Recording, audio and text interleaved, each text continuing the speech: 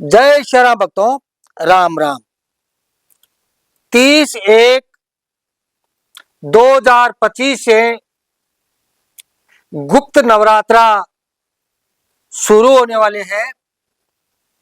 आप लोगों को मेरी आवश्यकता पड़ेगी, आप लोग मेरे पास बार बार फोन करोगे।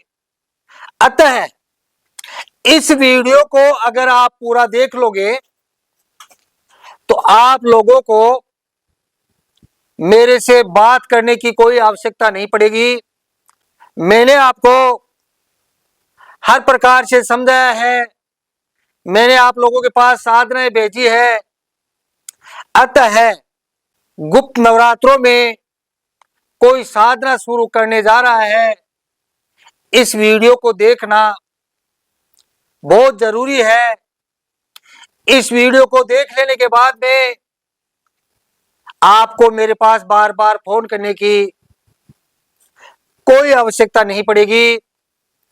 मैं सारा विधान बताऊंगा, कैसे आपको पाटा रखना है, कैसे फोटो रखनी है, कैसे दीपक जलाना है, कैसे ये हवन कुंडी रखनी है, कैसे भोग लगाना है, वो सारा तरीका बताऊंगा। अतः वीडियो को ध्यान से देखें।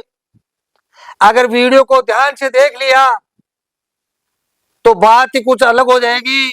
अतः आपको क्या करना है, आप कोई भी साधना करते हो नवरात्रों में, है ना, किसी भी शक्ति को प्रसन्न करने का प्रयास करते हो, तो जिस शक्ति की आप साधना करोगे उस शक्ति की आपको ऐसे एक फोटो लानी है। मेरे पास बड़ी है लेकिन आपको छोटी फोटो लेके आनी है, ठीक है। मैंने इसमें चित्र इसीलिए नहीं डाला, इस फोटो की जगह आप आपके पास में जो भी फोटो है वो यहाँ रख सकते हो। आप चाहो तो दुर्गा की फोटो रख सकते हो, आप चाहो तो हनुमान जी की फोटो रख सकते हो, आप चाहो तो शिव जी की फोटो रख सकते हो, आप चाहो तो किसी अन्य शक्तियों की फोटो आप यहाँ रख सकते हो। इसीलिए मैंने आपको फोटो नहीं दिखाई है।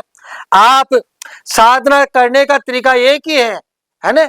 साधना करने का तरीका सब एक ही होता है। मैं से एक शॉर्टकट विधि बताता हूँ आपको। इस प्रकार से आपको दिख रहा होगा, ये पाटा है, ठीक है, ये पाटा है। ऐसा आपको पाटा लेना है, पाटे के ऊपर ऐसे एक फोटो रख देनी है ना। फोटो को आप चाहो तो अगर आपके पास में मार्केट पास में है तो कोई फूल माला रोज मार्केट से लेके आओ, रोज फोटो को चढ़ाओ। अगर मार्केट पास में नहीं है तो इस प्रकार से रेडीमेड फूल माला आप ले सकते हो। मेरे पास ये रेडीमेड फूल माला है।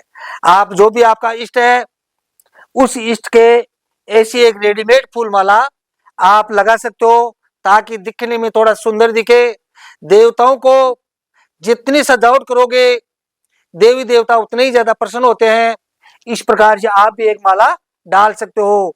उसके बाद में जैसे मैंने एक लोटा लिया है, ठीक है, ये लोटा है ना, इसको आपको क्या करना है, पानी से भरना है। पानी से भर के जो भी आपका इष्ट है, जो आपने यहाँ फोटो रखी है, फोटो के सामने पानी से भर के रख दिया जाता है।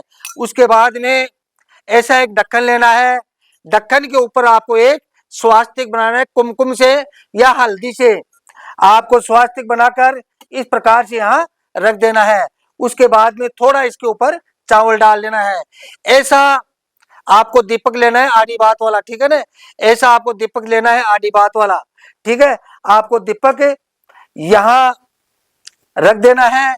और जो भी साथ जो जिसका विधान आपके पास है, भाई तेल का लगाना है या घी का लगाना है, जो मैंने आप लोगों को बताया है, गुरु ही आपको बताएगा कि इस दीपक में कौन सी साधना में कौन सा तेल या घी डाला जाता है।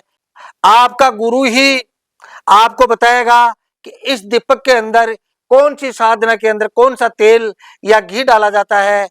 अगर आपके पास कोई गुरु नहीं है तो आप मेरी सलाह से साधना शुरू कर सकते हो।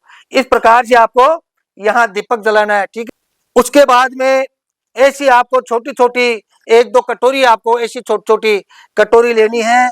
ये स्टील की कटोरी है, आप भी ऐसी 2-3 कटोरी ले सकते हो। जो भी साधना में जिस भोग का प्रयोग होता है वो भोग आप ऐसी कटोरी में रख सकते हो। जैसे इसमें भोग रख दिया, इसमें जो भी भोग मैंने आप लोगों को बताया है या आपके गुरु ने आप लोगों को बताया है, उस प्रकार का भोग ये ऐसी कटोरी में आप रख सकते हो, ताकि साधना काल में आप लोगों को इधर उधर नहीं भटकना पड़े। आप यहाँ बैठे ही आप अपने इष्ट को भोग कटोरी से उठा के आप अपने इष्ट को भोग लगा सकते हो। ये बात आपको समझा गई। देखो ध्यान से, मैंने एक आपको हवन कुंडी दिखाई है। देखो ये हवन कुंडी है, ये छोटी सी हवन कुंडी है ना, ये छोटी सी हवन कुंडी है। ये कुम्हार के घर से आपको बड़ी आसानी से मिल सकती है। इस हवन कुंडी में गाय के कंडे जलाकर, जो गाय का गोबर सूखा हुआ गोबर होता है, उनके कंडे जलाकर आपको भोग दिया जाता है। ठीक है, भोग हमेशा अग्नि में दिया जाता है, यही ध्यान रखना। भोग हमेशा अग्नि में दिया करो, है ना। ऐसी हवन कुंडी में आपको भोग देना है।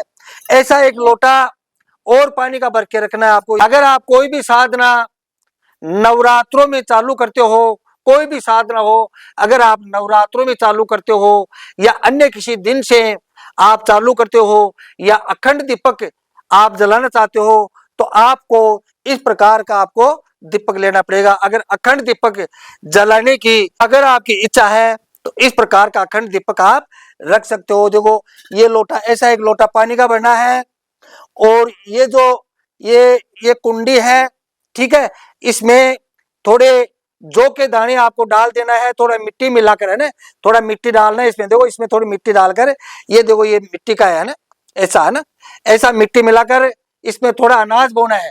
अगर जो बोओगे बहुत उत्तम बात है, थोड़ा पानी डाल देना है ना, और इस प्रकार से यहाँ रखकर आपको ऐसा फिर से एक लोटा लेना है, इसको पानी से भर लेना है ना। पानी से भर के एक स्वास्तिक, इस ढक्कन पर एक स्वास्तिक बनाना है, समझ गए ना आप। स्वास्तिक बनाकर आपको यहाँ रख देना है। ये इस प्रकार से आपको अखंड दीप जलाना है। अगर अखंड दीप रखने की आपकी इच्छा है तो इस प्रकार से अखंड दीप आप रख सकते हो। अखंड दीप के अंदर आप तेल प्रयोग कर सकते हो, सरसों का तेल ही प्रयोग कर सकते हो अखंड दीप के अंदर, या घी का प्रयोग भी आप कर सकते हो। इस प्रकार से अखंड दीप जलाया जाता है। ठीक है, ये बात आपको समझा गई। उसके बाद में यहाँ पर भाई, जैसे मेरा मुख तो इधर है, आपको यहाँ बैठकर, जो यहाँ बैठकर आसन लगाना, आपको यहाँ पे, ठीक है, यहाँ पे आसन लगाना है। जिस प्रकार का साधना में विधान होता है उसी प्रकार से आपको एक सुंदर आसन बिछाना है, जैसा साधना में बताया जाता है, या मेरी साधना में जैसे मैं आपको बताता हूँ उसी प्रकार से यहाँ पर आपको सुंदर आसन बिछाना है। आसन पर बैठने से पहले, यहाँ आप आसन पर बैठोगे, आसन पर बैठने से पहले आसन को ऐसा प्रणाम करना चाहिए। उसके बाद में आसन में बैठ जाना चाहिए। फिर जल के लोटे में से थोड़ा पानी लेके अपने शरीर के छींटे मारे आचमनी से, अपने शरीर को आचमनी से छींटे मारे, अपने शरीर को पवित्र करे। शरीर को पवित्र करके सबसे पहले आप गणेश मंत्र की एक माला का जाप करोगे। क्या? सबसे पहले गणेश मंत्र की एक माला का जाप करोगे, और गणेश जी से आपको प्रार्थना करनी है कि हे गणेश जी, मैं ये साधना करने जा रहा हूँ, जो भी आप साधना करते हो मैं ये साधना करने जा रहा हूँ, अतः आप मेरा मार्गदर्शन करें। इस प्रकार से गणेश जी से प्रार्थना करनी है। उसके बाद में आपको अपने कुल के पितरों से भी आपको प्रार्थना करनी है, कुल के देवी देवताओं से प्रार्थना करनी है, नवग्रह से प्रार्थना करनी है। भिन्न भिन्न प्रकार से प्रार्थना करके उसके बाद में गुरु मंत्र की एक माला का आपको जाप करना है। गुरु मंत्र साधनाओं में, गुरु मंत्र अगर भगवान विष्णु का है तो बहुत ही अच्छी बात है। अगर आपके पास नहीं है तो आप मेरे से गुरु मंत्र लेके आप साधना शुरू कर सकते हो। एक माला गुरु मंत्र की आपको जाप करना होगा। ध्यान रहे भक्तों, साधनाओं में गुरु की देखरेख में ही अगर आप साधना करते हो तो ही आप साधना में सफल होगे, अन्यथा साधनाओं में सफल नहीं होंगे, क्योंकि हर मंत्रों में कीलन हुआ करता है। अतः गुरु अगर ऐसा ढूंढो जो मंत्र को शुद्धिकरण करके आपको दे, ऐसा गुरु ही, अगर गुरु के आदेश से, ऐसे गुरु के आदेश से अगर आप कोई साधना करोगे तो आप साधना में जरूर जरूर सफल हो जाओगे। उसके बाद में एक माला गुरु मंत्र का जाप करके उसके बाद में जो आपने ये दीपक जलाया है, ठीक है, दीपक को हमेशा सूर्य भगवान ही समझकर चलना चाहिए। ठीक है, दीपक को हमेशा सूर्य भगवान ही समझ कर चलना चाहिए। दीपक को सूर्य भगवान समझकर सूर्य भगवान से प्रार्थना करनी चाहिए कि हे सूर्य भगवान, मैं ये साधना करने जा रहा हूँ। जो भी आप साधना करते हो सूर्य भगवान से आपको बोलना है कि हे प्रभु, हे सूर्य भगवान, मैं ये साधना करने जा रहा हूँ। अतः आप मेरा मार्गदर्शन करें, मेरे ऊपर कृपा दिखाए, मुझे रास्ता दिखाए। इस प्रकार से ये दीपक को साक्षी मानकर आपको सूर्य भगवान से प्रार्थना करनी है। दीपक को प्रार्थना करके उसके बाद में जो भी आपका इष्ट है, जो का मान लो काली माता है, दुर्गा माता है, या अन्य कोई हनुमान जी है, बेरू जी है, शंकर जी है ना, अन्य कोई शक्तियां आपके पास है, जिन शक्तियों की आप साधना करते हो, उन शक्ति से भी आपको दोनों हाथ जोड़ के नमस्कार करना चाहिए, राम राम करना चाहिए, जो भी अपनी भाषा है उस प्रकार से आपको अपनी शक्ति से प्रार्थना करनी होती है। कि जो भी आपकी शक्ति है उनसे प्रार्थना करें कि मैं आपको प्रसन्न करना चाहता हूँ, मेरी इस जन्म में या पिछले जन्म में किसी प्रकार की कोई गलती हुई हो, कोई भूल चूक हुई हो तो मुझे माफ कर दे। और आपके मंत्रों का मैं आपको संकल्प लेना है, पानी हाथ में लेके, ठीक है, आपको पानी हाथ में लेके संकल्प करना है कि मैं आपके इस मंत्र का इतने लाख या इतने हजार, जितना आपका गुरु आपको बताता है उतने मंत्रों का मैं जाप करूंगा। इस प्रकार से पानी हाथ में लेके आपको संकल्प करना होगा। जो भी आपका इष्ट है उनसे आप संकल्प ले और प्रार्थना करें कि आप मुझे दर्शन देके मेरा जन्म सुधारे। इस प्रकार से अपनी शक्ति को भिन्न भिन्न प्रकार से प्रार्थना करके, है ना, जो भी आपकी भाषा है, भिन्न भिन्न प्रकार से प्रार्थना करके आपको अपनी शक्ति को प्रसन्न करके फिर आपको इस आसन पर बैठकर जितनी माला का आप विधान होता है, जैसे मैंने आपको बताया है या आपके गुरु ने आपको बताया है, इस प्रकार से आपको इस आसन पर बैठकर नित्य क्रम के हिसाब से आपको जाप करना है। ध्यान रहे भक्तों, साधना काल में भिन्न भिन्न प्रकार की शक्तियां आपके आजू बाजू में आना शुरू हो जाती है।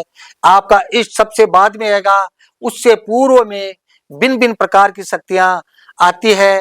अतः अपना धैर्य न खोए, इधर उधर का ख्याल न करके आपको लगातार मंत्र का जाप करना है, जितना आपका गुरु ने आपको बताया है या मैंने आपको बताया है।